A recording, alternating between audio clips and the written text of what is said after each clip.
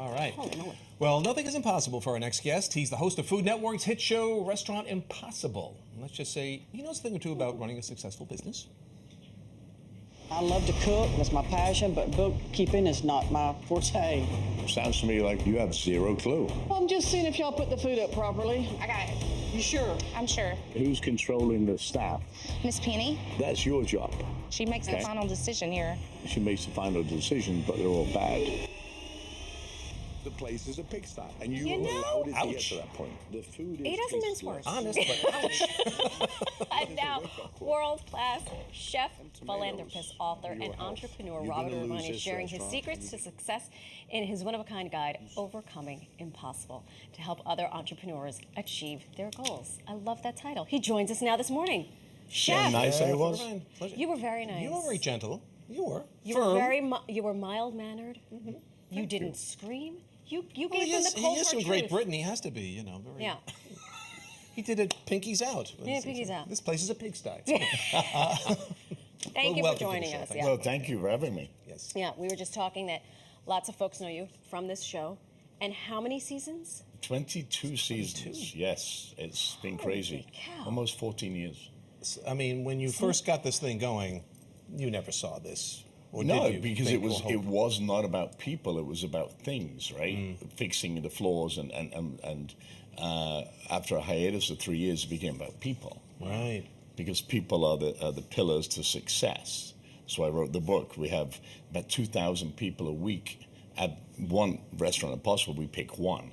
Wow. So after 350 episodes, I thought, well, we should do a book that can help small, medium, and large-sized businesses, from Fortune 500 companies all the way down to mom and pop, and that's what this is. Do you have one story in particular? By the way, I love that you realize it's not about the braised beef or the wood floor. It's about the people who put those things together, which I'm Absolutely. sure led to this. Do you have a particular story, Well, I think success there's story? three pillars before I get into a story of success. The first one is empathetic leadership. The second one is lose the egos, yours and theirs. And the third one is trust. But yes, I mean, I've got a woman in Cerritos, California, was $1.1 million in debt, off-street cafe. 8 years later, here we are after doing a revisit at $3.4 million in revenue a year after paying off 1.1. And there's lots of those stories.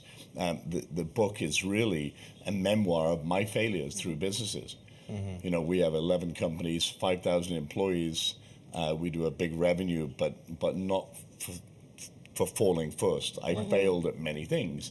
And I wrote this book so that you don't fall into the same failures. It's okay to fail, Right.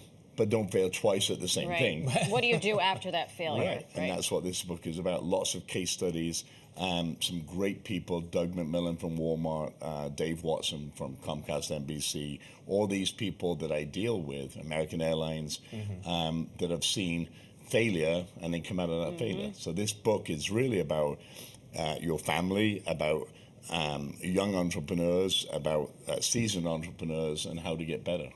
Now, this was your first non-cookbook, but in terms of what was the inspiration from what you were seeing in the show, or did you already sort of have this ideology in place? Well, I had it a year ago about how do I help people in general. I get 3,000 or 4,000 emails a week from all walks of life. And I decided a year ago, Matt Tuthill, who helped me write the book, I said, we're going to do this kind of strange thing, a business book. And this is what we came out with, and it's pretty good. It's 220 pages full of information. Again, failures that I'd made and adjustments I'd made. And yeah, it's pretty good, I think. You know, I have to say, so I've obviously been following you for many years. You're aging in reverse. I am not. But you are part of that ilk of celebrity chefs, in my mind, and I Okay. think in the mind of the average that Joe humbly? and Josephine. And I don't see them looking at the people, the humanity in it. And I have to think to myself, it's ingrained in the tapestry of who you are, where you came from, the people who influenced you. Is that a correct assessment? Did you have this one moment where you were like, I cannot make another beurre blanc, or what I'm doing has a higher purpose? Because I think we're all searching for something, and how do we overcome failure? Obviously, you wrote the book.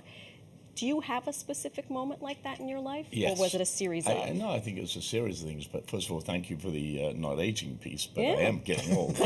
I think it's a series of life moments, right? I didn't want to spend the rest of my time. I was in the military, came out of the military, didn't want to spend the rest of my time in the kitchen, and I knew there's more ways to help people. And I think the biggest thing we have collectively is a platform to tell stories and help people. And I think that's the biggest thing is, how do we help those people that can't help themselves or don't have a voice? Restaurant Impossible, it's 14 years, 350 restaurants that would have gone bankrupt. You know, and we're 96% successful over the last 3 years through COVID. And COVID, we were on buses, 4 buses, 2 trucks, 66 episodes of TV in the middle of COVID, saving businesses. And I think there's a lesson in here for not only restaurateurs, but garage owners, trucking businesses, all those things that we use, the supply chain, to get what we need to run our lives. So I think it's a great book. It took a year to write. I'm very proud of it. It came out on Valentine's Day. Quick, believe it or not, yes. Okay. So my wife perfect had love to note. suffer, Yeah.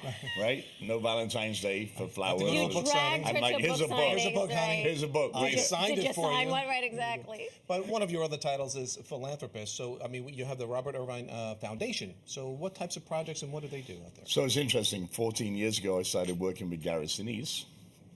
And I decided that I should have a foundation of my own. So the Robert Irvine Foundation was created.